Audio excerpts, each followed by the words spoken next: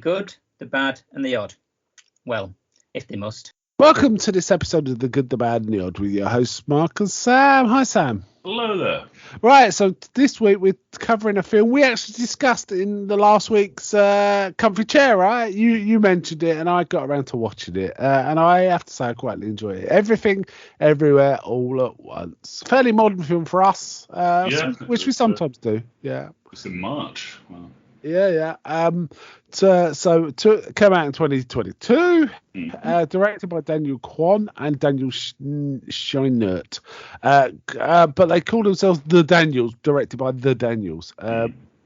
And co-produced by the Russo brothers too, who are tied up a lot with MCU, right? The Russo brothers. Yep. The biggest name in it is Michelle Yeoh is in it, but also James Hong is in it, and Jamie Lee Curtis, which I did not know until the film started. It's like, is that Jamie Lee Curtis? Yes, it definitely is. Also Ke Huy Quan. Yeah, I don't know him. I don't recognise him. You know him. You What's absolutely he from? do. What's he from? You would know him as Short Round in Indiana Jones. Oh man, I did not realise that was Short Round. He was really good. Really good. Okay. It's honestly, we're gonna have trouble discussing this film because it's total. It's bonkers, and you should go see it.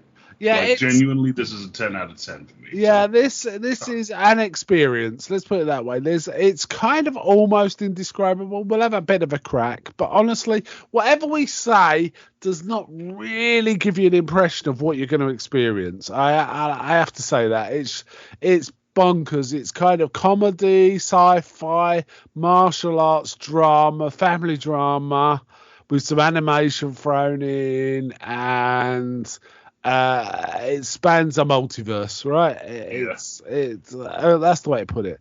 Basically, it starts off with a Chinese couple living in America, talking Chinese. There's quite a lot of spoken Chinese in this, with subtitles. Running a laundry, and we find out kind of the daughter is in a gay relationship, and that her mother is not sure how to tackle this in terms of her grandfather.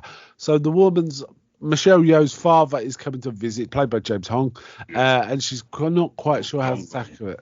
It's obviously creating a family tension here. In the meantime, they seem like a happy couple as far as it goes, but the man, the husband, is got divorce papers in hand. He's getting ready because he's not.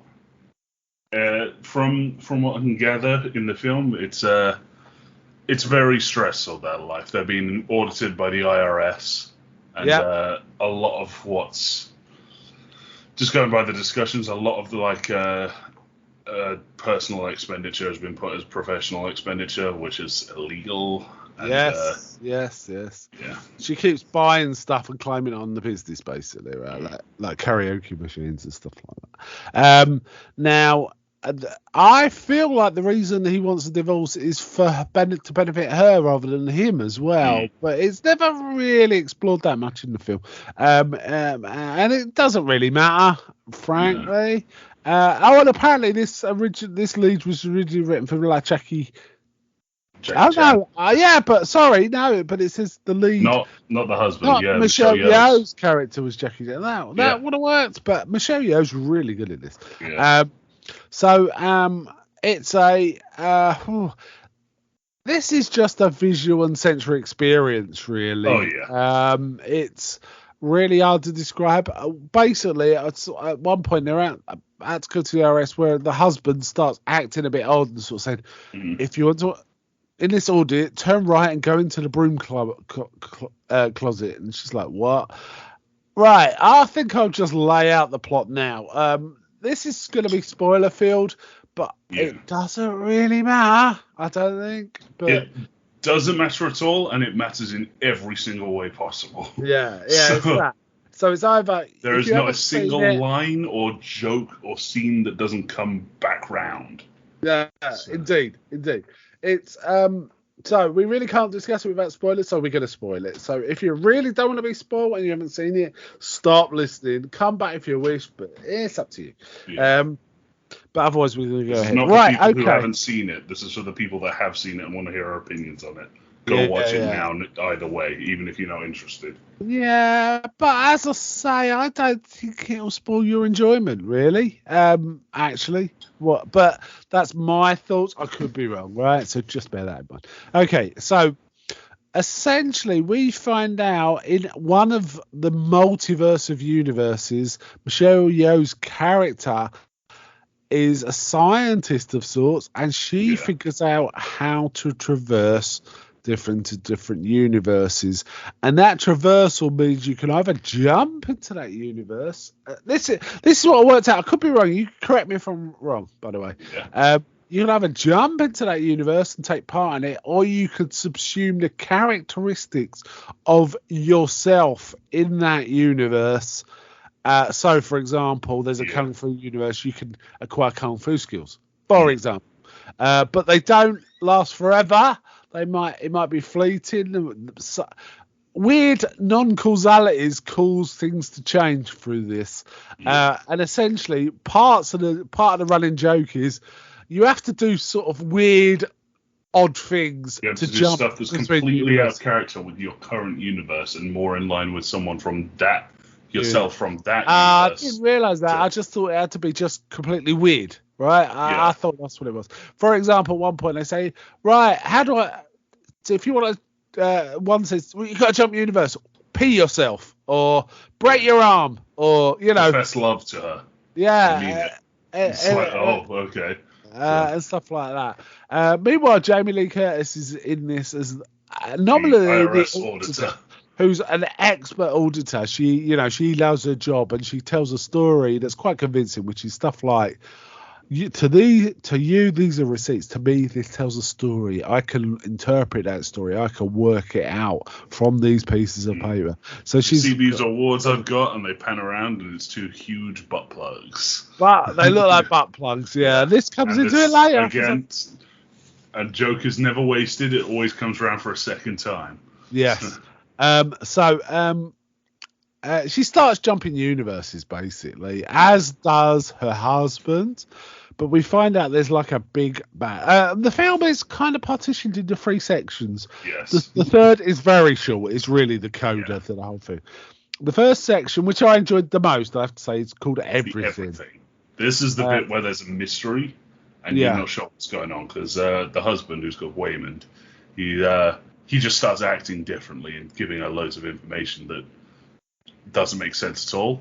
Yeah, and her name's Evelyn. So it's Evelyn, and Waymond, and they've got a sister, daughter Joy, who's got the girlfriend, and there's also Grandpa too, and I can't remember Grandpa's name, but Grandpa was called Gong Gong. Okay, but they find out the multiverse is threatened by a character called Jobu Tupaki, who can be the same person in every universe for some reason.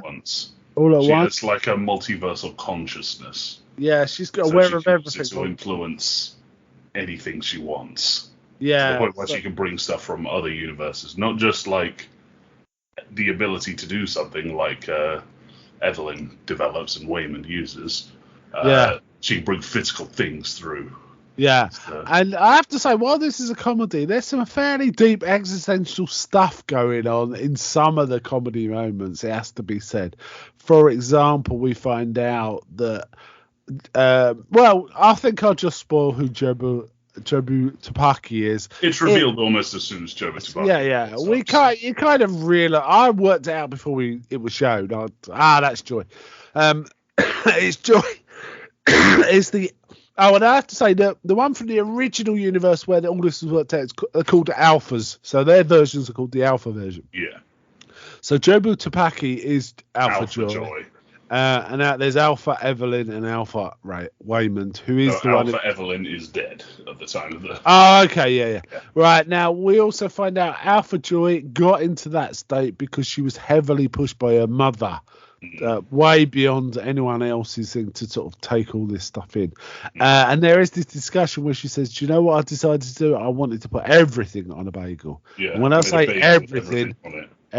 she means everything. Oh, it's created this black hole with singularity thing of a big black bagel, right? Yeah. So it's kind of weird. And they call the technology for jumping between universes verse jumping. So that's a thing. And there's stuff like, for example, they can jump to a kung fu universe and then start doing kung fu. And then we see Michelle Yeoh looking quite a lot like she does in Crouching Tiger, Hidden Dragon, which is kind of funny. There's a universe. It is very cool how just like through body acting, I guess, she could just like immediately snap into that. Yeah, and I have to say, both Michelle Yeoh's and what is the actor's name who plays Short Round? Ke Huy Quan. Ke Huy Quan's ability to kind of snap between characters, visually, so they've just changed character, was quite amazing and really well done. It has to be said. And I also really enjoyed the character of Joy in this, as she kept changing. And she kept changing her outfits and her makeup depending on what universe. And she was kind of using bits and bobs from all sorts of universes in her sort of reasoning and stuff like that. Meanwhile, Evelyn's also dealing with reality and her father and all this, that, and the other. But that gets less and less important as the film goes on. So there's keep her father like placated because he's going towards the end of his life. She doesn't want to shake stuff up too much. So when Joy introduces her girlfriend, or goes to introduce her girlfriend to him, Evelyn steps in and introduces her as her friend. Yeah, which disappoints Joy a lot, who's quite upset about that and stuff like that. Understandably so. And it is funny that later on she actually says to him, "No, this is my girlfriend," and he's like, okay. Yeah, he kind of ignores it. Yeah, he's not even bothered. Because old people are like that, right? They've just seen everything. So it's like, you think you can shock them, but it's like, yeah, all right. So there's all this understanding what's going on. Also, Jamie Lee Curtis's character is like the weird... She's not like a hench person, but she's like a nemesis. She gets possessed by an, I guess, alpha...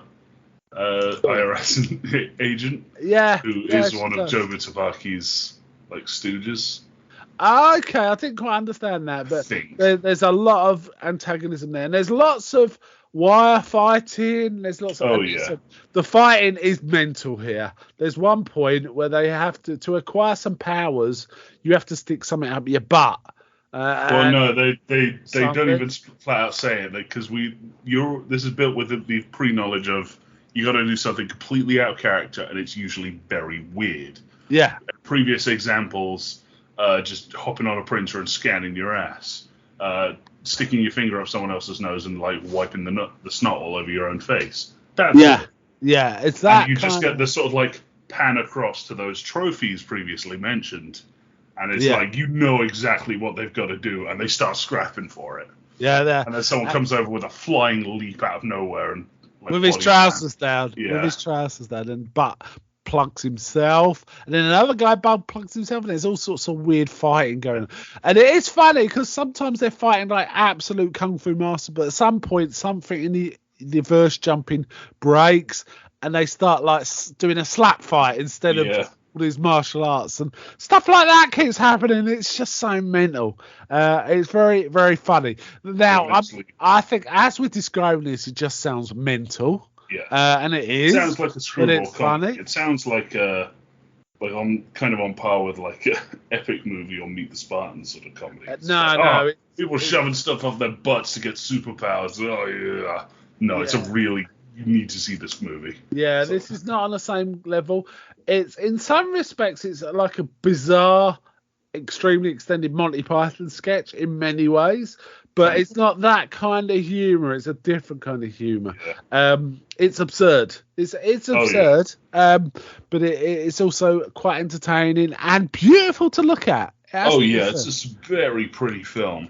It's very colourful. Every like distinct universe has its own colour palette. Yeah. So like there's a bit one where she's like a martial arts film star, which she frequently like dips back into, where everything's like silver and almost monochrome. But as Yeah, soon as yeah, you like, she's leave a the film immediate star. contact of it starts to get green. Yeah, There's like the hot dog fingers universe. the hot where dog everything fingers was universe beige. is just goofy. Yeah. At one point, her and Jamie Lee Curtis start eating each other's fingers to show love or something, and They're it's like, sucking on this each is- other's fingers, and they have this to play is so piano with their weird. feet. And it's Yeah, like, okay. Yeah, in the universe where she's like a film star, her husband is like a really cool dude, but not her husband, and they kind of Yeah. keep encountering each other.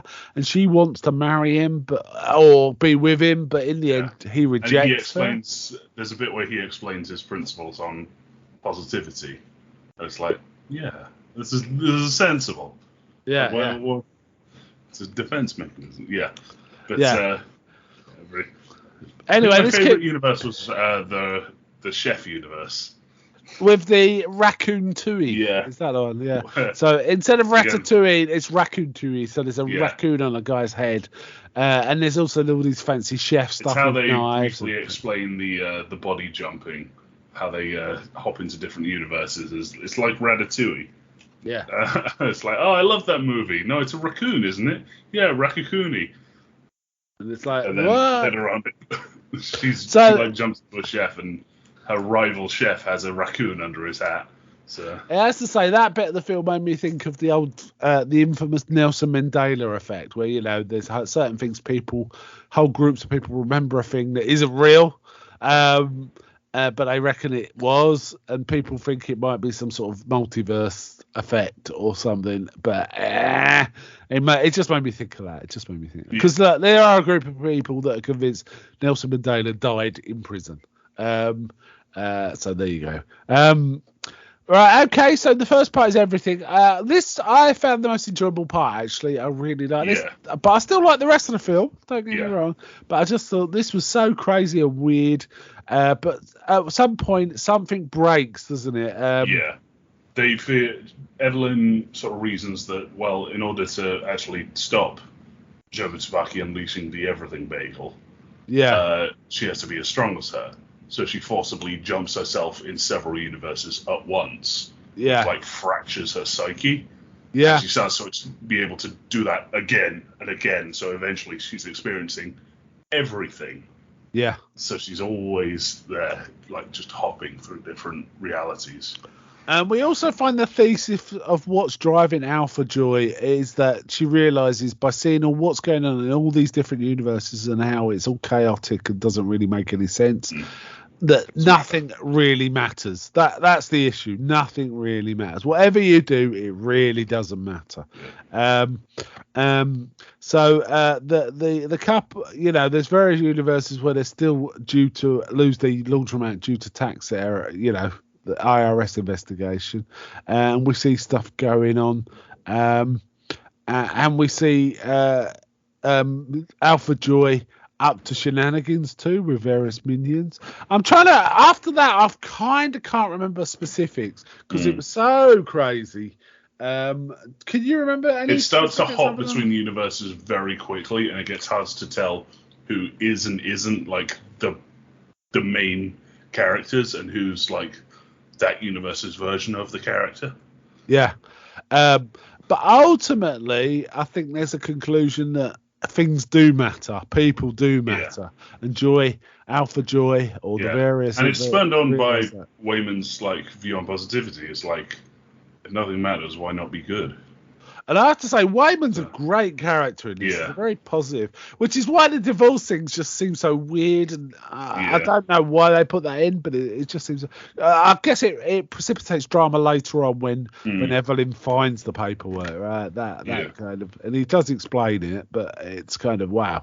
But it does mean that Alpha Joy does come to the realization that it's not true that nothing truly matters, and that kind of resolves all of this, right? Which brings us to part 3 all at once, where they are now at a happier place. They're now back at the start, but they all understand each other a lot more.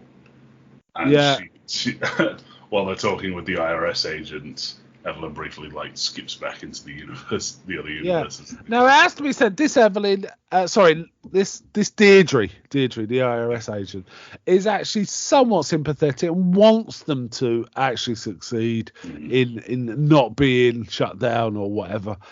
She wants to help them as best she can, really, and that is kind of where it kind of ends, though Evelyn is still aware of the multiverses and stuff like that. And I'm not sure if all of them are aware of the multiverses, but Evelyn's. I don't think so.